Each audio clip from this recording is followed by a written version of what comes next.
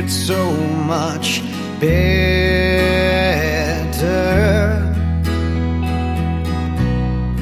Pull the trigger so much easier.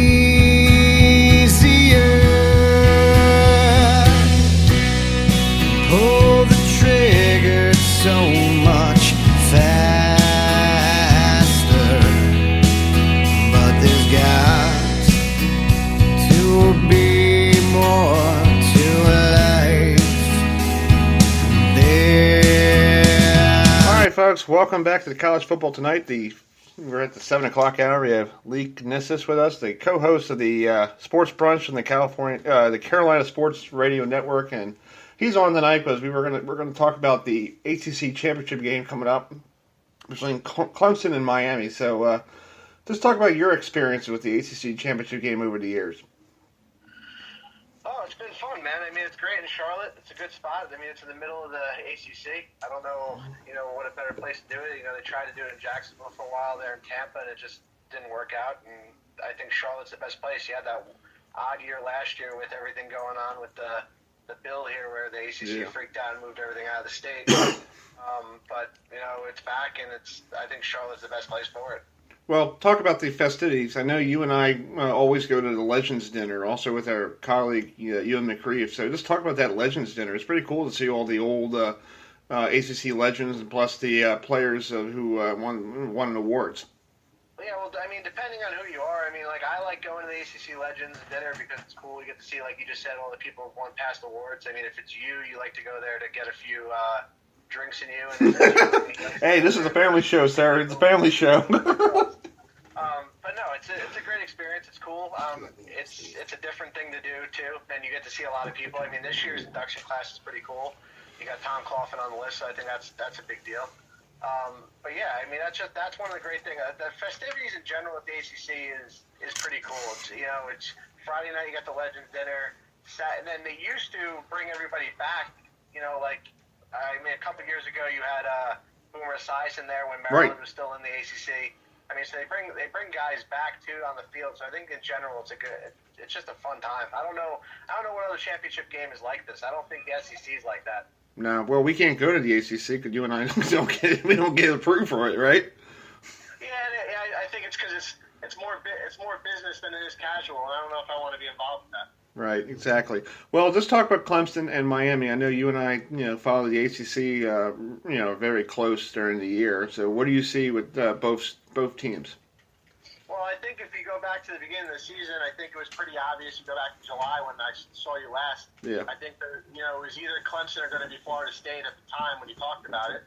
Obviously, Florida State fell on their face and had the season that they had. We'll see if they even get into a bowl game at all. But you got that side of it. Clemson has a great year. They stumble against Syracuse, which, it is what it is. It's Clemson still the powerhouse they are. But I don't think anybody really thought Miami would be there, Yeah. I know that when we were there at Radio Row, we talked about Miami a lot, just being like Florida. The point of Miami joining the ACC was because you wanted that Miami-Florida State matchup. That's what they wanted every year in the ACC championship game. And Miami never lived up to it, whether it was they couldn't win it or whether that they were on a bowl ban, so they weren't going to go to the ACC championship game. So now that you finally have them back in it, I think this game's going to be huge. Clemson, Miami, you got the turnover chain going down in Miami. They're undefeated. You got Clemson, which, obviously I'm on air with you right now, so I have no idea who the 4 playoff teams are going to be, but I have to assume that Clemson's going to be one of the 4 still, and you have Miami on the outside looking in. You have Miami's undefeated. Yeah, well, then speaking of the college football playoff, it's going to be like, I think it's on right now or something like that, but I don't think there's any movement in the top 4 at all. No. Yeah. Top 4, you got to be Alabama, you have to go Clemson, you have to go Oklahoma, and then Wisconsin, assuming who the 4 are. I don't know if that, but Miami should be in there. Miami's undefeated. And then you can even make an argument for teams like UCF. UCF's 10-0. Mm-hmm. They're 10-0, and I don't care that they haven't played teams that Clemson lost to Syracuse. Clemson's not going to be bowl eligible this year. Syracuse is not going to be bowl eligible this year, and Clemson lost to them. So the fact that UCF's undefeated, they are in what's considered now the Power Six, the P6, and the American there. And so to me, the college football playoff is kind of becoming more of a pain in the butt like the BCS became. Well, I totally agree with you, and I think they need to. I know Wisconsin should be, they're 11 and they're 10-0 or 11-0 or whatever it is, and they should. They're probably gonna, if they don't beat Ohio State, they're not going to be in it. That's, to me, that's ridiculous. I think they should do. This is what I think they should do with the college football playoff. The 5 and 6. Just listen to what I'm saying. 5 and 6 play each other. Winner takes on number 4. Then the winner of that fourth game, number 4 seed, will go to a college football playoff game. And the other one will go to a cheesy ass bowl game, like let's say the Military Bowl or something like that. Okay, I'm with you. Here's the problem with the college football playoff, though. So you have 4 teams right now. If you're going to do what you're going to do, which you said 5 and 6, I get that. But then you're going to get into this argument about who the 5th and 6th team is. Right. And I think that's the argument you're going to continue to have. I mean, my thing with it is you just have these undefeated teams because Wisconsin's in right now, yet they're just like UCF. They haven't played anybody, according to these people who think that certain teams play harder schedules than others. I mean, you're a Division I team playing Division I programs. So, I mean, I don't know. I think UCF should be in there just as much as Wisconsin should be in there. I don't think Clemson should be in there right now. All right, I got 3 questions for you, buddy. Here's Will. Go ahead. All right, what are you expecting out of the Canes this weekend, especially with the last road game at North Carolina, how they played? Well, I think that's the thing about the ACC championship game next weekend. It's next weekend. Yeah, you have to get, in order to get there, or in order for that game to be prolific, Miami has to stay undefeated. I agree. So that's why we got one pass. Win on Friday. They play Friday, right? It's not Saturday. Yeah, Friday. Right? Yeah. All right, go 2. ahead. How does being down 14 twice, especially in the third quarter, what does that mean to Miami's season, and how does that help them? I mean, there's an old saying, a win is a win is a win, and they all look the same at Christmas time. Yeah, I agree. So I don't whether you win a game by 7 or you trailed the game by 21 at one point or you blew somebody out. I think at the end of the day, as long as you get the win. I mean, I know you're a Kane fan, and me being a Seminole fan, it's hard for me to say how good they are. Are you a Seminole fan? Yeah, he's a Seminole. You're a Seminole fan? Yeah, it's tough. Hey, I get a chance to talk to Jimbo every Monday, and I think he's getting the point. He's getting used to me now on the phone. But I actually went to the Durham game when they played Duke, and he actually told me, he goes, "Can you continue giving me questions that are better than these other people?" I'm like, okay, yeah. Well, you're lucky he didn't try to beat you up like some of the other fans he tries to beat up in Tallahassee. I think that day was just as his emotions took over because, if these people in Tallahassee don't realize, it's really, I wrote something on our website, like, life goes on. If Florida State doesn't go to a postseason bowl game, it's not like the end of the world, and it's not like everybody's going to be, the world's going to crash and burn because Florida State's not in the postseason. That's just part of life, Do you know that this is the worst start in Florida State history? Yeah, since some guy named Bobby Bowden was there in 1976, and they almost, and a little history about that, Lee, they were about ready to drop the football program back in the late 70s. Yeah, it's right now it is probably embarrassing to be a Florida State fan. Yeah, but it's just 1 year, and every year teams have these kind of years with injuries, man. Exactly. No. Teams like Syracuse and other schools. And the Boston College game was kind of an aberration. Florida State doesn't. Yeah, that's true. That's true. All right, my third question and the last one. All right. Now, against Notre Dame, that was the best I've seen them play since against Nebraska in the Rose Bowl. Fast, angry, and Jocon Johnson, the safety, who did a pick six this weekend. He came out saying last week he did not care. They were just going to play pissed off for the rest of the year. What do you take out of that comment? That they're going to play pissed off the rest of the year? Yes. I don't know. I mean, that's just like kind of a motivational thing. Well, yeah, but I mean, I think it's the best that Miami's played in forever. It has. Notre Dame was a big game that they needed to show up for because the Virginia Tech game was great, but the fans weren't there. The fans were there for the Notre Dame game, and they blew Notre Dame out, considering Notre Dame was in the college football playoff originally. The thing. So, I mean, a statement's a statement. I'd be more concerned about winning this weekend and doing less talk. See, that's what bothers me. When teams start talking like that, then you have these issues.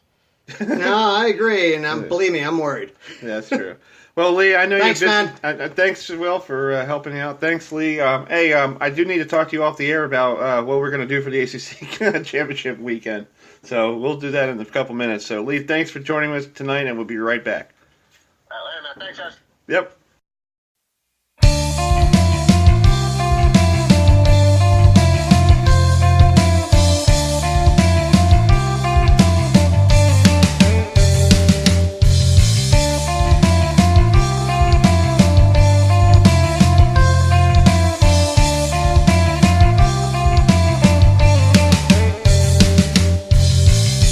Can you sit here and listen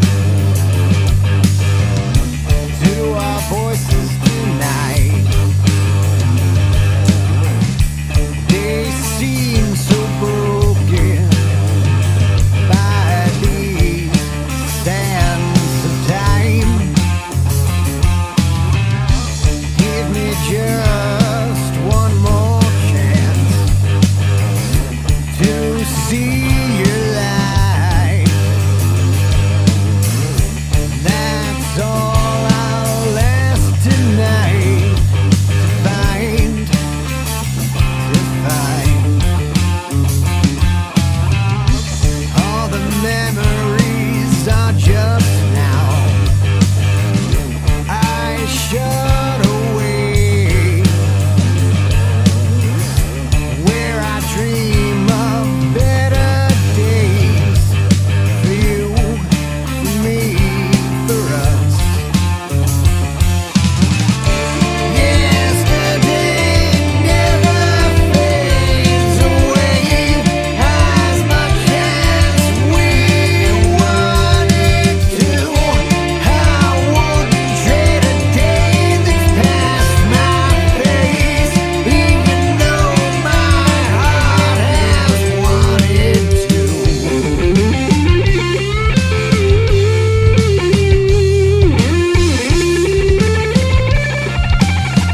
All right, folks, welcome back to the College Football Tonight here on HerbFM Radio, and we're going to talk about Miami.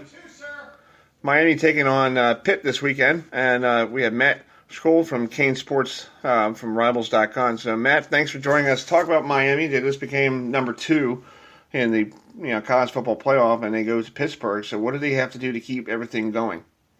Yeah, just they have to keep doing what they've been doing. They're managing to win every game, obviously, to this point, whether it's with a 4th and 10 catch, a few seconds on the clock, getting a deep bomb at Florida State, and then a couple of easier wins, which were against the better teams. So they got to stay focused on the task at hand, really, not look ahead to Clemson in this Pitt game. Yeah, well, talk about last week when they played Virginia, down 14 both times. So, is that something that you haven't seen before on a Miami squad? No, because they've been hit or miss. They haven't been dominating really until they played Virginia Tech, which is sort of weird. They played the 2 best teams they played were Virginia Tech and Notre Dame. Those are the 2 easiest wins. North Carolina, they squeaked by, winning by 5. They struggled against Syracuse. They almost lost to Georgia Tech. They would have lost if they didn't convert a 4th and long pass to get into field goal range to win that by 1 point. Florida State won by 4 points. So, it's not like this team's been just cruising along, dominating everybody. Mm-hmm. That's true.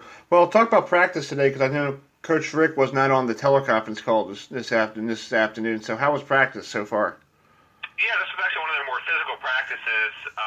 The Tuesday practice, it's the only practice they're doing full pads this whole week. They took Monday off, even though they didn't have to, just because the team really needs a break, needs some rest. They're pretty beat up physically, even though nobody is out for this game. That really matters at this point. Mm-hmm.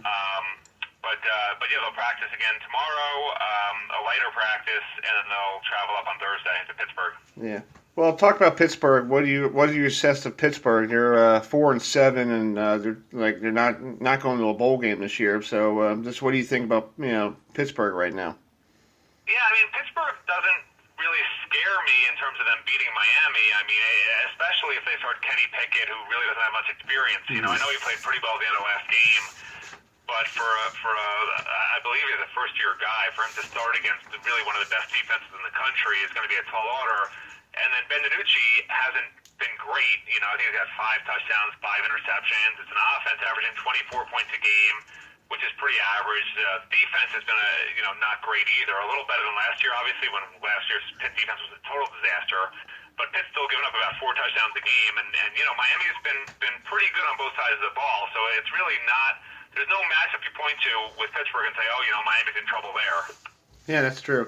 Well, just talk about Miami. I know they had a problem this year with the points over turnover, the defense with the chain and all that stuff getting the turnover, but they couldn't put points on the board.